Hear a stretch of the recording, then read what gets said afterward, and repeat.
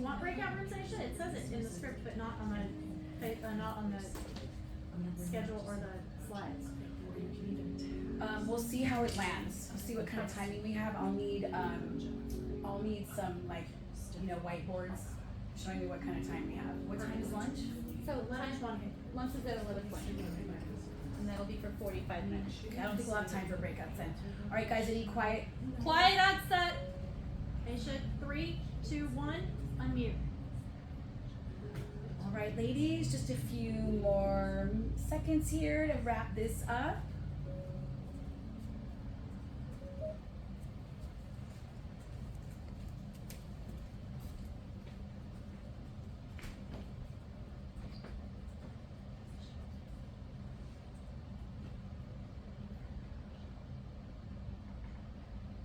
Wait for this slide, ladies. Thank you.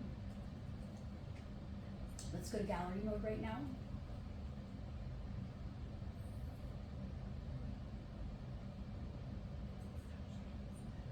And no slide right now. Thank you. All right, ladies, how did that go? Who wants to share a little story of their avatar, their backstory? Let's hear it. Bravery is reward. Kathleen, let's get you in here. And then we'll do Marie next. Hi. Hi. Thanks for listening. So my avatar, her name is Sarah. All right. And she's 55 years old, and she's a professional. It doesn't really matter what she does, but she's a professional. She's recently gotten divorced and has had a large settlement from the divorce that she's not quite sure what to do with. She is been married for 30 years. Her husband managed most of their finances, so she doesn't have a clue. However, she wants to get a handle on it. She wants to be successful. She wants to learn. She wants a partner in that endeavor. Personally, she likes to travel. She likes to be outside.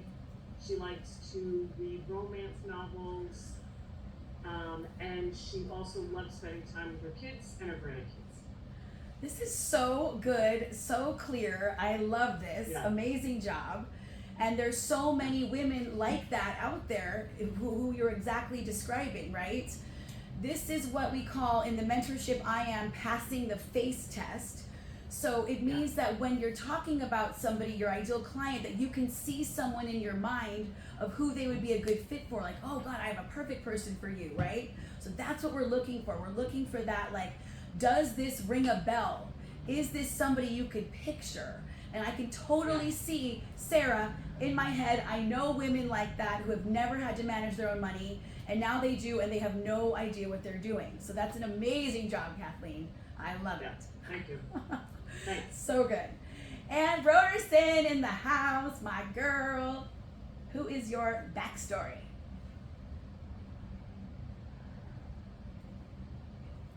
Hi everybody, good morning.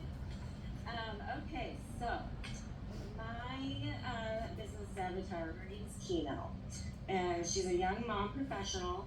She has a family of 3 young school-age kids. She's working as a registered nurse at a local hospital.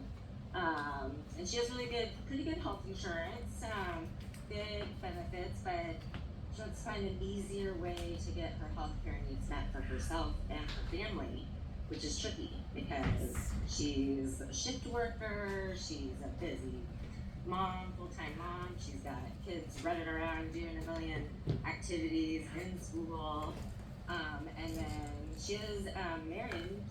Her husband is a skilled labor, kind of blue-collar kind of guy, but he doesn't really have a whole lot to do with any of the health insurance stuff or where to find a doctor or a primary care or a pediatrician for her kids. And she has the sole provider of the insurance through her job. She has a pretty good income, but the family is busy, and again, just everything is so expensive in Hawaii. And so they've got a lot of resources, they just don't really know how to use them. And at times gets overwhelmed with just trying to balance everything on her plate. I love that. Thank you. How many of you can see that this passes the face test?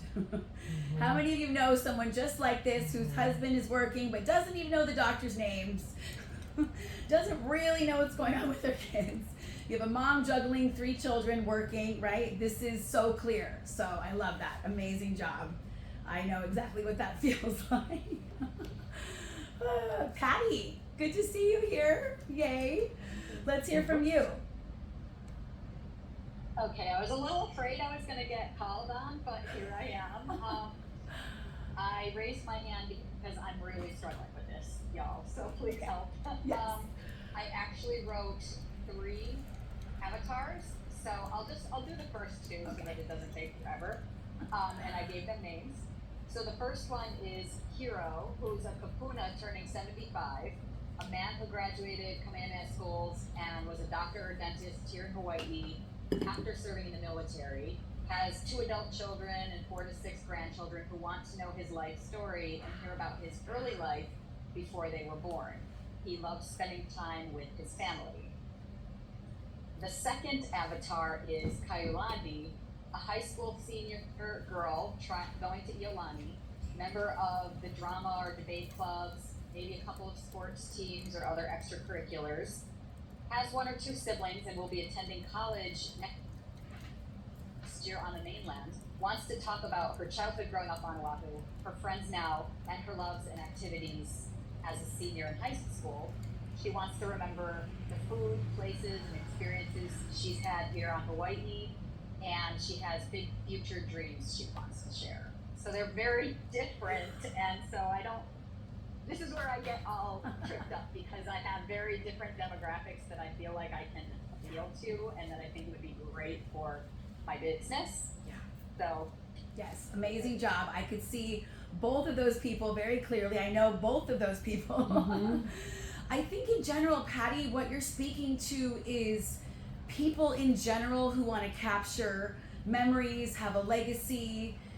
I think in this situation, it's more about people in general wanting to, because you do video, right? This is what you do. Yeah, exactly. Yeah. So in that sense, you do serve a lot of people. I don't think it has to be just a teenager versus an older person. I think it's about who is willing to spend money on your services and capturing video. Younger people, they're just like this, right? They grew up with a phone in their hand, unlike, me. This is a more foreign concept, right? Over the years, I've had to get more used to it. I think really we want to make sure we're targeting the people that can afford our services first and foremost, and most likely that's the teenager's parent, right? Versus them.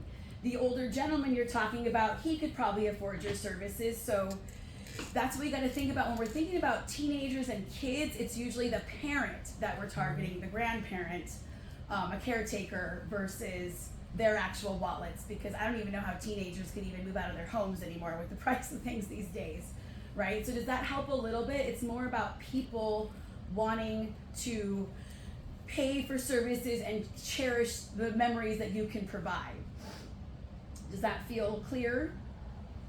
Yes, I feel like I just described the subjects of what I would do, but the target market might be the children of the kapuna and the parents of the senior. Yes, that is exactly it. That is hot. Good job. Love, love, love. Amazing job, ladies. Ingrid, you had your hand up. Good to see you, love.